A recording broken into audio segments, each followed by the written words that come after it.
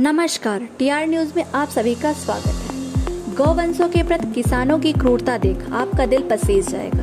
किसानों ने अपनी फसल को बचाने के लिए दुधार और गाभिन गायों को भी हजारों फीट गहरी खाई में धकेल दिया।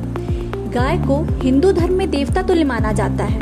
गाय के नाम पर गौ रक्षक हिंसा करने में उतार हो जाते हैं, लेकिन जब गौवंशों को हजारों फीट गहरी खाई में धकेल दिया जाता है तो सबके मुंह में दही जम जाती है। भूख और प्यास से तड़पते गौवंश दम तोड़ देते हैं। इतनी ऊंचाई से धकेलने के बाद उनके पैर की हड्डियां चकनाचूर हो जाती हैं। उन बेजुबानों को तो यह पता भी नहीं होता आखिर उन्हें किस जुर्म की सजा मिली है। मध्य प्रदेश के रीवा जिले के अंतर्गत गढ़ थाने में आने वाले लालगांव चौकी का एक मामला सामने आया है, जहाँ के किसानों ने खेतों में विचरण करने वाले गौवंश को पकड़ रेहवा घाटी के नीचे धकेल दिया। हजारों फीट से भी ज्यादा गहरी इस घाटी में गिरने के बाद दर्जन भर गौवंशों ने मौके पर ही दम तोड़ दिया।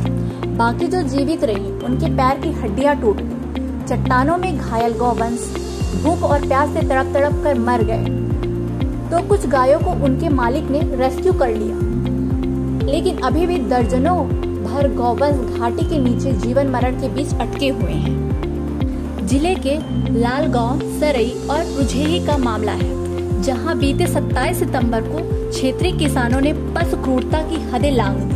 अपने खेतों की फसल परखने के लिए करीब 150 से अधिक गायों, बैलों और बछड़ों को खाई के नीचे धकेल दिया।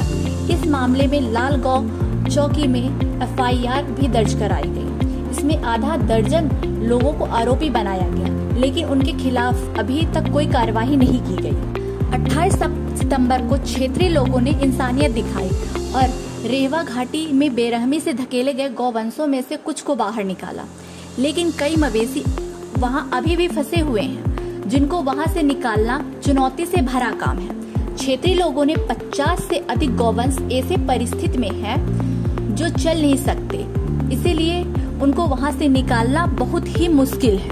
लालगांव चौकी में एफआईआर क्रमांक 112/2021 में आईपीसी की धारा 429 में पशु क्रूरता अधिनियम की धारा 11 घ के तहत आरोपियों को जमानत किया, लेकिन मध्य प्रदेश में पशु क्रूरता करने वालों के लिए कठोर दंड का प्रावधान। साल 2010 में पास गौवंश प्रतिषेध अधिनियम है, जिसमें दोषी व्यक्ति के खिलाफ 10 साल की सजा और आर्थिक दंड दोनों का प्रावधान है, लेकिन चौकी प्रभारी ने आरोपियों पर रियायत बरती है और उनके खिलाफ पशुओं को मामूली रूप से चोट पहुंचाने और प्रताड़ित करने की धारा लगाई है, जबकि यहाँ सीधे गौ हत्या का मामला दर्ज होना चाहिए। माना कि आवारा पशु किसानों की फसल को नुकसान पहुंचाते हैं, उनकी मेहनत बर्बाद करते हैं, लेकिन इसका मतलब ये नहीं है कि आप उनको खाई में धकेल दोगे।